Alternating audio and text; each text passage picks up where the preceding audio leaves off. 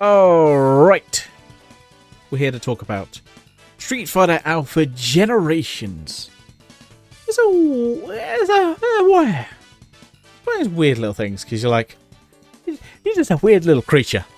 Like, I always think of Street Fighter Alpha as that weird little creature. You're like, well, you're a weird one, aren't you? Like,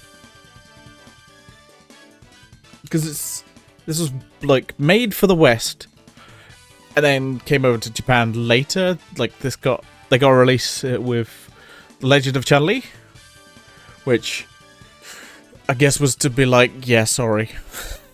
Here's something better. But, yeah, it's a weird one, because it's like 45 minutes. It's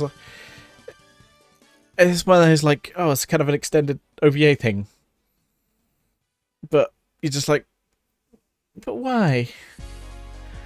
But why? Is one of my questions. Like, when did this come out? Let me just double check that. 2005.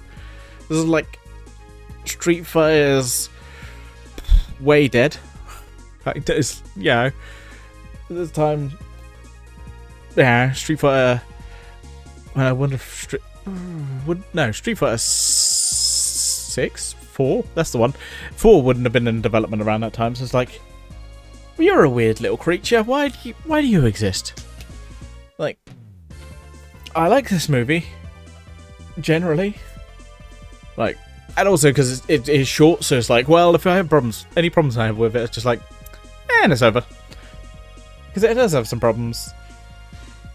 Like, it's yeah, and you're like, what are you trying to say? Because, I mean, it does finally fulfill the thing that we had Akuma in the Street Fighter 2 anime, well, the Street Fighter 2 movie, sorry, where he's literally there for like a second, blink and you miss him. He's teased in the Street Fighter Alpha anime movie, which, yeah, they don't pay off that very well. And this is not a sequel to that. It's kind of one of those, like, where do you fit in? What? Why? Yeah, why are the two movies with Street Fighter Alpha? I guess Street Fighter Alpha was popular, but it's just like, I'm just like, why? I guess because maybe they just didn't want to do like any new story or be like, this is a sequel to Street Fighter 2. Maybe just again avoiding the stink of Street Fighter 3, maybe? I don't know. It just always feels like it's like, what? Why? But it's good. Some of the animation looks good. I think some of it I'm just like, ooh, some of the faces I'm just like, well, they go really angry, and it's like, it kind of looks alright on Akuma. I mean, it still looks kind of weird, but like, yeah, it fits Akuma, and then you see Ryu, and it's like, yeah, that just gets angry. Some scenes I'm just like, nah.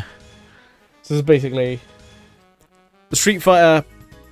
Yeah, Akuma has killed Gotetsu. Yes, who's Goken and Akuma's master. Yeah, I'm trying to remember some of these characters, and Akuma, and then it basically flashes to like present day. I think mostly just that, and then flashes to present day as like Ryu's coming to visit the temple. He's been away for a bit, so yeah, post Street Fighter 1, I'm guessing. I feel like it's, I'm headcanon it, even though it's not really like properly established that this is the case, but I'm headcanon this is maybe like after Street Fighter 1. Ryu's like, that was a bit weird. Street Fighter Alpha 1. So maybe after, because I feel like it's got to be after Street Fighter, like Alpha. It's got to be at least Street Fighter Alpha, because you have kind of Sakura in this movie, so I feel like I'm thinking of the games. I'm kind of disregarding the other movies, because I feel like all of these movies don't really pay attention to any of the others, or the anime ones anyway. Actually, no Street Fighter movie pays attention to any other movie. There is no direct sequel in any of the Street Fighter movies. There is none. They all have their own story, for the most part. I'm trying to think. Oh, I haven't seen... I think there's a Street Fighter 4 ones, which I need to get. I don't know how hard those are to get. I still haven't seen some of those. Anyway, yeah. So I feel like... Yeah, Ryu's had that... What we see with the burst of the Setsume no Hado when he... Shoryukens through Sagat. I think it's like later retcon that he was like... Had the...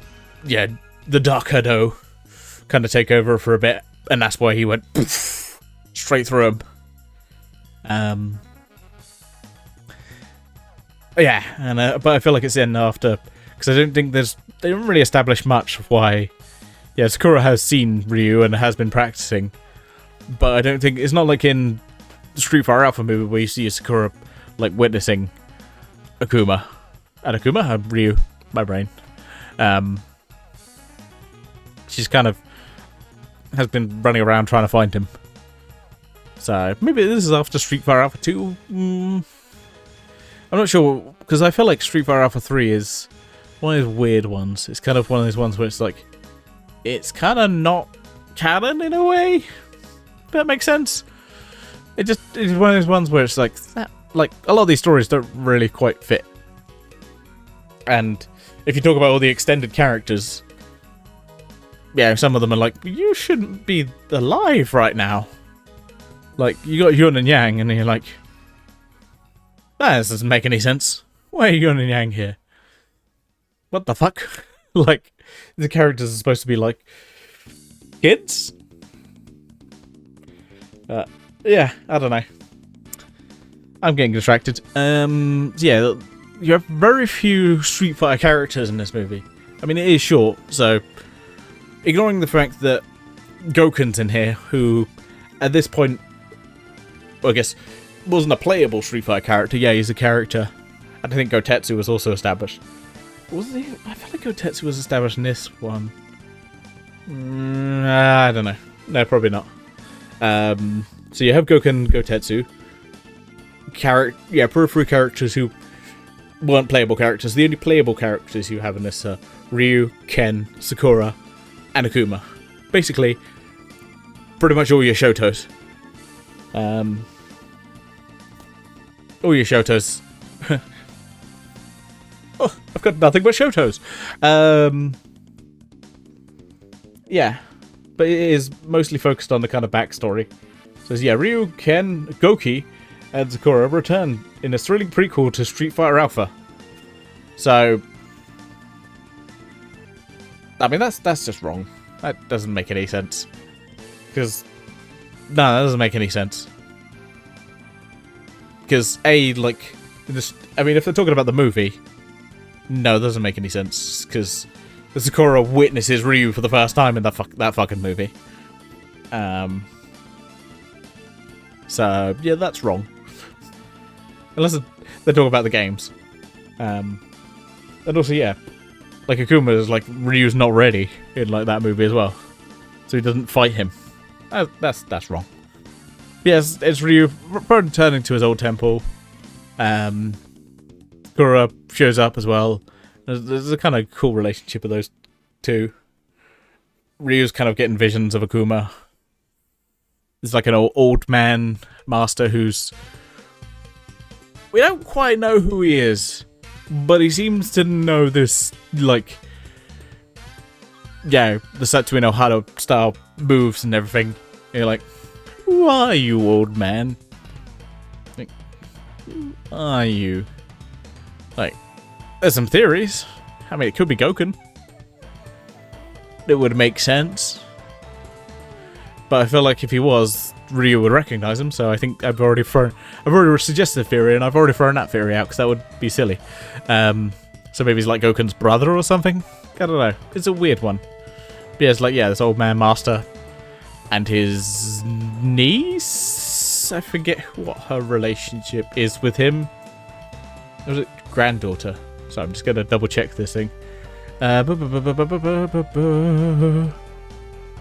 Present day visits the old Goku appears, challenges him. Okay, agree about an old man who went true.